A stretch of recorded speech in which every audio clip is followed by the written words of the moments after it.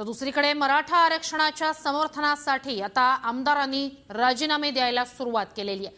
निवडणुकांना अजून 1 वर्ष शिल्लक असलं तरी मराठा आमदारांनी मराठा समाजाची सहानुभूती मिळवण्यासाठी थेट राजीनाम्याचं अस्त्र उगारलंय। कन्नडचे शिवसेना आमदार हर्षवर्धन जाधव यांनी राजीनाम्याची घोषणा केली आहे।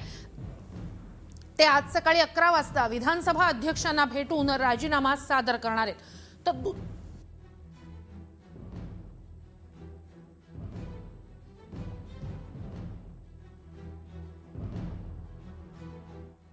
के संदर्भ में 2 साल पहले विधानसभा में चर्चा हुई थी, लेकिन उसमें कुछ निकला नहीं रिजल्ट बाहर, और अभी कुछ युवकों ने आत्महत्या की है।